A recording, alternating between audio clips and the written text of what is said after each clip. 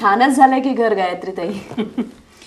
काय संस्थेचं कॅम्पस पुरं होईपर्यंत घरातूनच चालवायला लागतंय सगळं काम. ताई, चित्रवाचन आणि मुलांसाठी आपण लिहिणं या व्यतिरिक्त वाचन लेखनासाठी आणखीन काय काय पूर्वतयारी करायला लागते? आपण मुलांना जी अक्षरं शिकवतो ना ती शब्दातल्या आवाजाची चिन्ह असतात.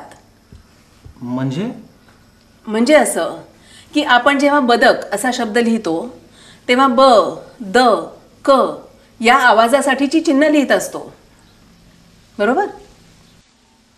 मग शब्दात वेगवेगळे आवाज असतात हे मुलांना उमजायला हवं आणि ते त्यांना सुटेही करता यायला हवेत. अरे बापरे, हे कसं शिकवायचं? अगं फार काही कठीण नाही आहे ते.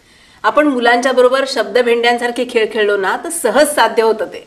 आता मी एक शब्द सांगते, नाक. आता क वरून सांगा. काका. काय सांगितलं रेणुकानी? काका. आता बघा तन्मयनी काय सांगितलं? काम. आता म वरून सांगा. काय? मक्का. आता का वरून सांगा. काम. काम. आता म वरून सांग परीक्षित. काय सांगितलं? मामा. आणि मग तन्मयनी काय सांगितलं? मासा. स वरून सांगा. काय सांगितलं परीक्षितनी? सागर.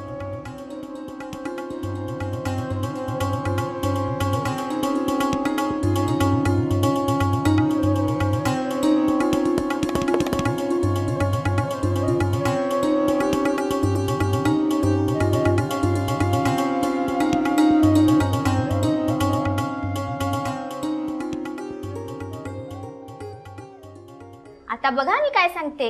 आता शेवटी म येणारा शब्द. मामा. शेवटी म येणारा सांगायचा. मामा. मामी. काम. का म आला शेवटी म. पुन्हा सांगा शेवटी म येणारा. काय? घाम. असा शेवटी म ऐकायला आला पाहिजे. चमचम. काय सांगितलं? चमचम. बघा शेवटी म बघा. चाक. शेवटी म आला करे. आणि टनटन आला शेवटी म. बघा टनटन. म आला शेवटी. काय काय होईल? टमटम. काय? टमटम. आता बघा दोनदा म येणारे शब्द सांगायचे. मामा.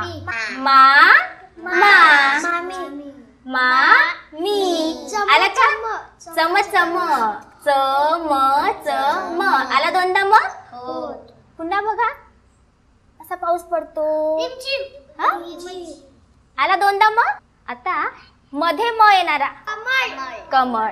प्रांजळ मध्ये म येणारा सांगा. चिवचिव काय करते ग? चिमणी. मोनिका पोहे कशाने खातो आपण? चमचा. चमचा. आला मध्ये मग बघा आकाशातून असं उडतं. भेंड्या खेळता खेळता मस्त व्हेरिएशन केलं ना ताईंनी.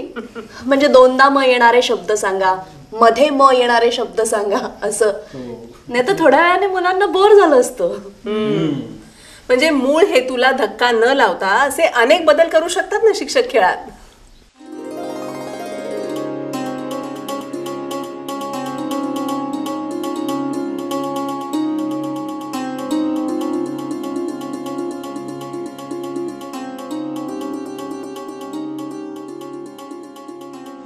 आणि काय काय करावं लागतं पूर्वतयारी म्हणून?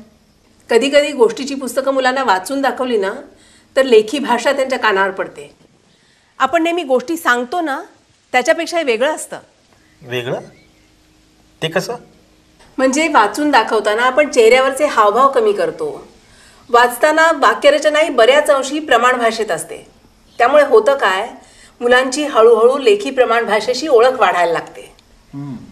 म्हणजे वर्गात गोष्टीची पुस्तकं वाचून दाखवायला हवीत, नाही का? हो ना, मुलांना वाचून दाखवणं हाही वाचन पूर्व तयारीचाच भाग आहे.